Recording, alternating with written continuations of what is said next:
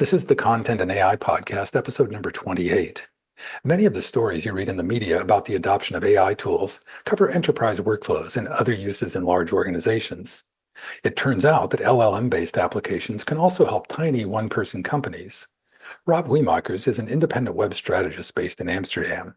AI tools like Whisper and Perplexity have revolutionized his research and writing workflows, letting him focus on his website's information architecture and the business of blogging. Welcome to the Content and AI Podcast, where experts on artificial intelligence share their wisdom with the content community. Our mission is to demystify and democratize AI, to make its principles and practices accessible to all content practitioners. And now here's your host, Larry Swanson. Hi, everyone. Welcome to episode number 28 of the Content and AI Podcast. I am really happy today to welcome to the show Rob Hoeijmakers. Rob is a web strategist based in, are you in Amsterdam? I forgot to ask. Yes, Amsterdam. Okay. Yeah, in Amsterdam, here in the Netherlands. I'm also here in the Netherlands. And also, as part of like any, web professional nowadays, he blogs a lot. And we were talking at an event a few weeks ago about his blogging. And I said, oh, tell me more. And I'm like, wait, I have a podcast. Let's talk about it on the podcast. So anyhow, welcome, Rob. Tell the folks a little bit more about what you're up to these days. Yeah, so my name is Rob Hoeijmakers. I'm a web strategist, and for content marketing, I blog a lot. It's not only marketing; it's also a way of learning and keeping up. And I am into LLMs-driven chatbots. I do that with a ResVNet, which is on the which is RS virus thing. So that's something I'm working on currently. And then, of course, my blogging. I write a blog in English, I write a blog in Dutch, and I have another one in Dutch on chat for companies. That's what I do. Oh, nice. And the main thing, you do a lot, like all of us these days. But what I really wanted, hoping we can focus the conversation around, is the way AI has helped you in your blogging workflow. Because when you think about blogging is it's that old thing about the power of the press belongs to the person who has one. We all have a printing press now. We have our own blogs, but we don't have the whole editorial staffs that giant publishers do. Yeah. Is that how it feels with AI? Does it feel like you have a team now, or? Yeah, absolutely. I feel like being the manager of a rather big team, and it's really a joy because it's so many chores. I've been able to delegate, and I've been able to be more productive. I've been able to be more deeper into things because I can have conversations, I can do research, things if you have to do that through Google, and I'm basically doing all those things alone. I don't have a big group of people. I don't have a big office, but all sorts of course, I have friends and colleagues who are into this as well, but they have busy lives. So I have loads of conversations with the LLMs to deepen my knowledge, to brainstorm, to get creative, to see relations, to see patterns, to different sort of developments in society and especially in the digital world. Yeah. Hey, one of your most recent blog posts was about the kind of epiphany or something you had around, because we're recording this just when the Scarlett Johansson the thing around OpenAI carried. Tell me about that blog post, because I thought that was extremely funny because I do a lot of research, but the thing that really helped me is Whisper, and Whisper is the natural language recognition and generation within ChatGPT. So it makes me completely hands-free. I put on my AirPods and I go for a walk, and I have conversations, long conversations on certain topics, which is fun. Can be topics for work, or also I have a lot of private things I like to figure out, Anyway, so the voice I had was Sky, and I thought it was really, really nice, gentle voice. And then only till yesterday, suddenly there was a completely different sound, and it really gave me goosebumps because I thought, hey, what's happening here? I really felt like stepping under a cold shower. It was really a shocker. And which is funny in itself, but also it worried me a little bit because I already noticed how attached I got to the voice, and I was talking first person to it. But I'm talking to OpenAI. It's a company. They make a bug out of. They make money out of this tool, and I'm just a consumer. I'm a customer. So that was really, really a good wake up call for me. Well, that's So really interesting. Yeah, yeah, as a web strategist, you probably like the time cycle of figuring that out was like, oh, wait a minute, this is kind of creepy, you know. it is. But it also gets at like the power of the conversational. A lot of people have pointed out that like these LLMs aren't that much fancier, or they are in some ways, but the thing that really may have made them come to the fore is the conversational interface, Yeah, and especially the personalities yeah, associated with that, it sounds like. yeah, Yeah. yeah. Yeah. Yeah, definitely, because it frees you up from your desk. I used to do research and I was in front of my computer, in front of my desk. And that limits your thoughts, that limits your possibilities. Mhm. So because, if you go for a walk, you give your eyes freedom and they can wander around and you're less time pressed. And for me that was really a change of my life, a change of my daily life, I mean, and by that of course also my my bigger life. But these are hours and hours I can do that. As a strategist, you need to try and think a little bit deeper, or not just choose for the possibilities that are already there, but come up with new things, a certain creativity. And it involves a lot of societal developments, but also, of course, people. And people you also need to study, like how do they function, how do they work, how do they work as a team, what sort of infrastructure do we need to cooperate successfully. It could be things like very practical things like Canva. I do a lot with Canva, for social media utterances or social media things. And then these are always complete worlds nowadays. So they are big.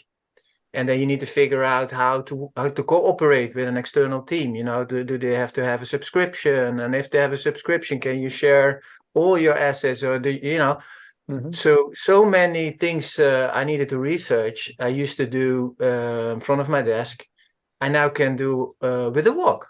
And but then I also noticed that you get a little bit attached to it emotionally as well, and I think that's not Well, that actually, I don't think it's a good thing. Yeah, that's really interesting. Well, first of all, the fact, I mean, I've actually done a fair amount of research around walking and creativity and ideation. It's Yeah, like, it's one of the best things. If you're stuck, you just get up from your yeah, desk, go out and take a walk. But now you're yeah. out walking and you have this like creative companion that you can chat with as you walk. That Hmm. seems really powerful.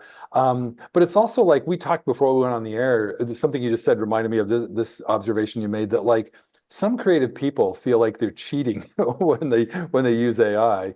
Yeah, But it's really more like delegating, and that kind of gets to yeah, the people stuff you were just talking yeah. about. Can you You talk have to about? be inherently lazy, shamelessly, and lazy, because laziness, of course, has a very bad name. And we need to be productive all the time. And I've noticed, that's okay if you live in a world of scarcity. You have to be productive, you have to work hard, and you make sure to survive, etc. But when there's so much, when there's abundance, then a certain laziness and a certain things are actually tools for survival as well, because you can optimize, and then you get so much information, there's so much available that I think actually it's really good to change your mindset with the changing tools and the changing availability of information. When I was young, I'm 50 something, 54. When I was young, information was scarce as well.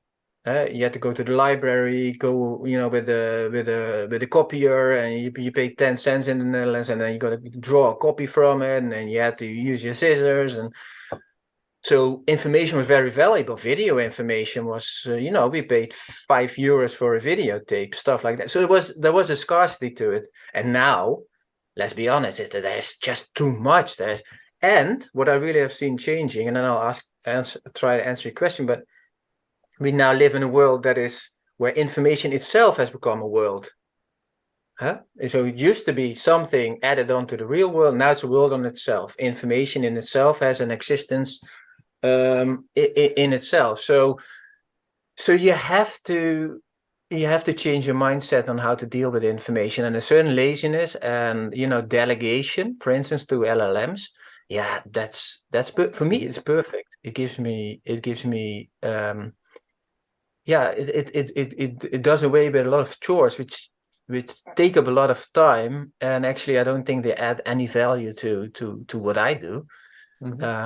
So I don't feel bad about delegating to AI at all. I got to say that my inner 15-year-old is just loving the idea of shameless laziness. That's a great approach to life. But I think more seriously, in terms of we were talking also a little bit about how your task now as a blogger or anybody doing this stuff is to manage, you can delegate. I guess it has to do with intelligent delegation. You can't just say, "Hey, ChatGPT, do this thing for me." It's like you have to manage that process. So tell me, for example, in you're researching a blog post about, voice interfaces or something like that, and you go out, take a walk, you chat a little bit, but then tell me more about how, because it's probably not just those conversations with Whisper. There's probably other stuff you're doing as well to dig into these topics that you write about. Yeah, but we skipped over one thing, which is crucial and essential. These are not just conversations. That I converse. I do interaction with my voice, but when I'm done, it's all in writing. You see, and that's a big difference. I always used to carry, such a note-taking devices or voice things around to just drop my thoughts, but that meant work afterwards, because I had to, write it out, listen it again. So now I just don't dump my thoughts. I make them fluent. No, fluent. What's a good English word? I make them tangible. As in afterwards I have writing. So you ask, how from that I have the whole conversation in writing. So I take that, start summarizing it, or start working on it. It already gives me a basis, for instance, for an article. The other thing I then do often is I use Perplexity, which is also an AI tool. I use that to research. And also there, of course, when I'm done with the research, I have it summarized and then combine it with the information I already have from the conversations. So I have raw material to work on with the LLM. And there's a third thing. So what I do a lot is I interview people, and then I interview them through video conference. And I have such a note-taking application, and that then writes it all out. My whole conversation. If it's in Dutch or it's in English, it doesn't matter. It's really perfect. That's new, and it's really exciting. Because I used to do those interviews, it took me a week, to process the whole thing. But now the manual labor that went into it isn't there. I have it written out completely, named, with who said what, and then I can also use that as raw material for an article. These three sources combined, I go to ChatGPT, and I'm going to tell ChatGPT what I've learned, and then I'm going to tell what I want out of it. And, these are the first iterations for an article. So there's a lot of material going into it, a lot of work going upfront going into that. But it's all, and then a little secret of my work is I do everything with Markdown. It's not a technical thing. It's a markup language, which is, let's say, HTML light. But everything I do with the different tools always goes back to Markdown, because Markdown has everything I need for a blog article. I can do links in there, I can do images in there. The tool I use to write, it's a multi-platform thing, which is important, of course. So cloud-based is Ulysses, and Ulysses does everything with Markdown, and it has built-in editorial capabilities. It's called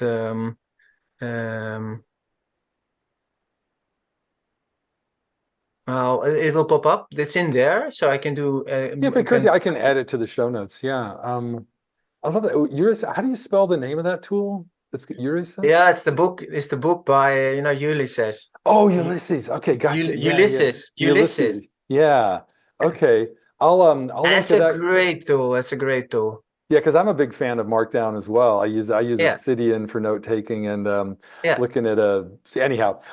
So I will definitely link to that. So that's a really and that's sort of like everything you just described. You talked earlier about like how I remember going to the library and paying a dime a page, yeah, for exactly. copying things. But then also the power of these tools to transcribe, summarize, and Yeah, your conversations, that's just so golden. And then you go right back to the same tools and say, hey, ChatGPT, I've discovered this and that. yeah. Where would you go from here? That's sort of like yeah. What about the writing itself? Do you use these AI tools to actually draft or polish your I have them write everything. So yeah. I tell what I want, and for the audience who's doing all the research that has gone into it, and then I tell the medium, so it's a blog. I want headings. I want certain style. I don't want hyperbole. All things that are already in the configuration. So I tell it in the configuration. You can personalize your ChatGPT thing, and there's a lot of work has gone in there, and then I prompt it, and then the first shot is never right. Of course it is a probabilistic system, so same prompt can deliver two completely different articles. So Yeah.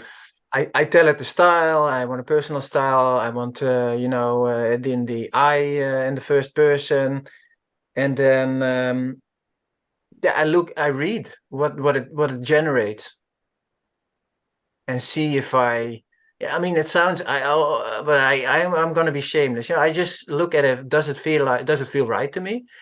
And from a contents point of view, so I don't look at style, and I'm not a literary figure. I see myself much more in the information space. So I inform people that needs a certain shape, but let's be honest, my articles are as fish, like they good 3 days. They are not buildings for something I built, for years. The real value of my blogs is the combination of all these the information architecture I put into it. Individual articles, I mean, there are some of them which ask for more thought, and those I will work on more myself. But what I do, if I'm happy with the article, I start editing it. I look for cliches. I look for things I personally would never say. Words and the whole hyperbole thing, like revolutionize and different landscape. That tendency it has. ChatGPT has that tendency a little bit to produce a lot of fluff. I start using Occam Razor, throw things away.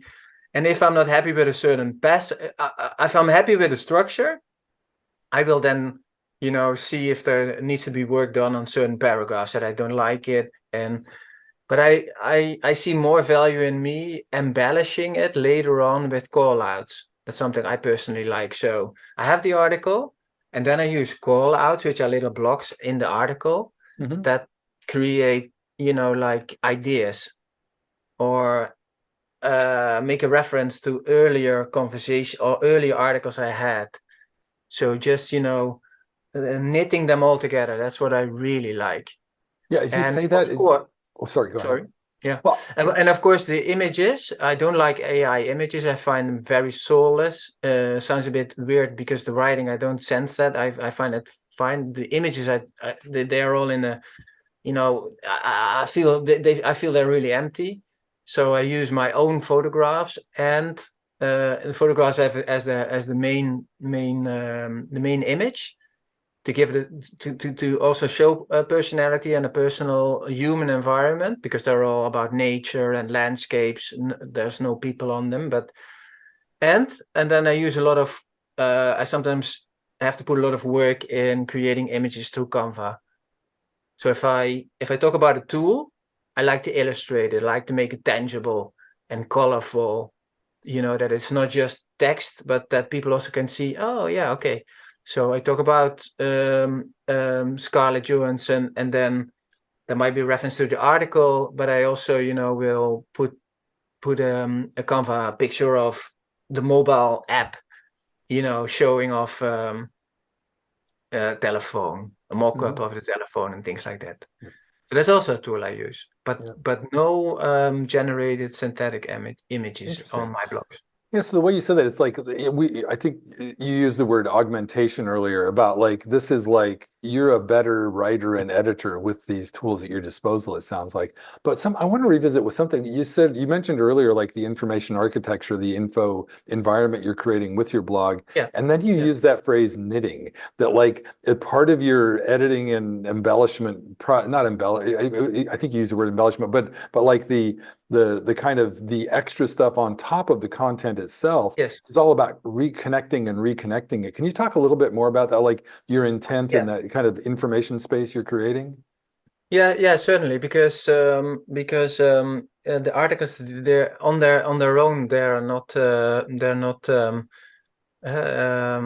sufficient. What I do is I call it knitting, or I can also call it puzzling. But puzzling, the pieces already there. With knitting, you build you knit out something new. And I mean, there's a lot of research in there where I don't know the outcome, because the things are developing constantly. But what I've done in my all these blogs I write, I built clusters on certain topics, and I built what they call, it's something I've learned from the trade, but it's pillar content. So in pillar content is a more deep an article that links up all sorts of things that are in that space. It could be AI, it could be marketing, it could be content production. I make pillar pages around that, and then in my blog, I've earmarked certain articles as topic clusters, and they go deeper and connect all sorts of looser articles. So that's how I build. So let's say I could put a topic cluster around Squarespace or WordPress or Ghost, which I also use as a blogging tool. Or it could be HubSpot, or it could be, CRM sort of things, because I do a lot about technical marketing as well. ChatGPT could be topic page. And then I start, also see where there's gaps. And I do that by thinking about my own profession. I think, oh shit, I've never written something about this topic, or because that's another important tool for me is Google Search Console. That's a mirror of what my audience wants or can't find, and I see gaps because I see certain search intent which I cannot meet by the current articles, and I pick up my my knitting needles. I knit, the whole content structure a bit better, and I do that with search engines in mind as well. So I write a lot. No, not the writing itself, of course, I write for humans, but the construction, I do that with machines in mind. Like I do it with machines in mind, and because sometimes the gap can also be outside of my own construction. I can see that in tools like I use Ahrefs and things like that. I can see there's a digital space that is really new. There's keywords to be found, and I don't have anything on it, or I don't have optimized what I have. Sometimes I already have a lot because I've done the basics. And then I start, you see what I mean? You see how it works? No, that's it's a in classic patterns more than in It's like, yeah, it's like a painting. Keep Yeah, painting on painting. I'm trying to remember now the analogy to like the 10 cents for the copier in the library to like Yeah, gap analysis, because gap analysis is a traditional content strategy practice. Like, yeah, what do you got? What do people need? Oh crap, yeah, we got a lot of stuff to fill in here. yeah, Um, and it sounds like that's really been accelerated as well. yeah, Yeah, and you talked about like the a lot of that's around search engine optimization. And yeah, but there's other kinds of optimization like I don't know your business intent in the blog. It's like if you're trying to get leads or just attention or whatever. But do you yeah. do you have like ways of optimizing and measuring like the results that you hope to get from your blog? Yeah, yeah, I use Plausible, and I use Google Analytics, of course, and then yeah, I check them on a daily basis to see how many people are looking at it. Then so I write two blogs. They are webstrategiesblog.com and webstrategiesblog.nl, and they're basically content marketing for my web strategy business, but and I get leads through it because yeah, I've managed to build an audience. I think I've around 4,000 unique visitors a month, but it's not generating a lot of leads, to be honest. So it is more that I see that as a thing around my personal brand. Hmm. And for me, the learning and the fun I have with it, I think more important. Then I have another blog, and that's chatvoorBedrijven.nl. That's around chat and messaging, because that's where I do a lot of work on as well, with clients. And that blog is sponsored, and I earn money with it. But if you would ask me if it's worth the value, then that's a full yes. So for me, it's absolutely been worth the value doing the blogging. Yeah. Yeah, and I think for any blogger, you sometimes wonder, like what's it doing? But like you said, just the fact that it gives you a place to develop your personal brand and to do Yeah, it in public and to think about it. And then yeah, and also you mentioned learning and fun. And yeah. that's why I do a lot of what I do. Um, Oh, yeah. No, that really taps into what we discussed before we started the podcast. On being because I'm in this business for 32 years, and change has been the only constant. And to me, blogging is a absolutely valuable tool to to to grow along with the changes. As you mentioned, the podcasts are really important to you, and also to connect to people. Because what I also do with the blog is the blog is an ideal mechanism for networking. So I can just write people an email or request a demo and then say, I'm not a client, I'm not a potential lead for you, but hey, listen, I'm a web strategist, I have an audience and a blog. Can we have a conversation? And often those conversation leads can lead to an assignment of some kind, and or public speaking is also something I do, because people, are not only interested in my capabilities as a professional, but also in the contents that I have, and especially now with so much change going on, they really like to hear from someone what is this doing with their daily life and how they can find inspiration. I talk to a lot of um, business owners, and they even feel that their own teams, are resisting change because it's so fast and it's easy to blame, and it's big tech thing, big tech that, privacy such, but people don't see an inspirational value to the tool, and that's something I don't understand, because mhm. it's not going away. It's definitely not going away. It will not eat up all our jobs, but it will definitely change the way we work, the way we deal with information, the way we communicate. And yeah, I just can't imagine that people are not, um, trying to dig into it.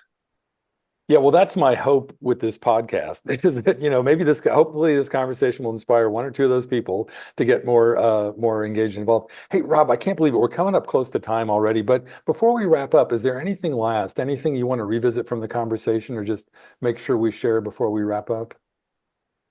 Well, I think the whole I'm not 100% sure I've explained my whole blog workflow, but people can definitely read about it. I've written about it, and even the complete steps. So they definitely can also reach out to me if they want to know a bit more about it. But I actually, as you said, I hope people find a bit of inspiration in what you can do with it. So yeah, no, it was a real nice conversation. Likewise, yeah. Hey, one very last thing, Rob. If folks do want to follow you, you mentioned your websites earlier. I'll make sure we link to those in the show notes. But is there a good place, a social media place to connect or to follow you online? Yeah, I'm on LinkedIn. Of course, with my name, that's the head maker, Hoeijmakers. You probably put it in the show notes. My photographs are on Instagram. I'm active on X, formerly Twitter. So looking forward to if people want to reach out to me, connect. They're more than happy. I'm more than happy. Excellent. Well, I'll get all that in the show notes as well. Well, thank you so much, Rob. I really enjoyed the conversation. Likewise. Thank you, Larry. For show notes and to sign up for our newsletter, visit our website at contentandai.com. And please rate and review us on your favorite podcast platform. Thanks for listening.